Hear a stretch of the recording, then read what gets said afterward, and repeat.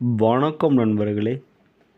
சர்வ அஞ்சன மை எப்படி செய்வது, இந்த மையை வைத்து எப்படி குறி பார்ப்பது மற்றும் இந்த மையை வைத்து எப்படி நம்ம வசியம் பண்ணுவது, இதற்குண்டான முறையை சொல்கிறேன். கண்டிப்பாக செய்து பாருங்கள்.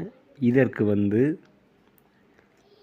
கருங்குருவி அதனுடைய கண்ணு பிச்சை, கருங்கோழி அதனுடைய கண்ணும் பிச்சை, கருநாயி, கரும்பூனை, அண்டங்காக்கா, மீன் கொத்தி, செம்பூத்து, இது அனைத்து பறவைகளையும் நீங்கள் பிடித்து அதனுடைய கண்ணும் பிச்சையும் எடுத்து ஏரெழிஞ்சி தைலம் விட்டு நல்லா அரைக்கணும்.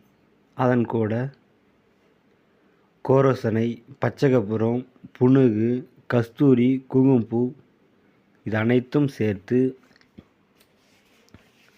நல்ல மை போல் அரைத்து ஒரு டப்பில் எடுத்து வச்சுக்கோங்க. பிறகு அந்த மையை நீங்கள் யாராவது வசியப்படுத்தணும் அப்படின்னா உங்களோட புறத்தில் வச்சுட்டு போங்க, அல்லது அவங்க மேலே தடவுங்க, உங்களுக்கு வசியமாகுவாங்க. இதே நீங்கள் குறி சொல்லணும் அப்படின்னா இந்த மையை ஒரு வெத்தலையில் தடவி விளக்கு ஒளியில் பார்த்தா நீங்கள் நடக்கிறது அனைத்தும் குறி சொல்லலாம். இதற்கு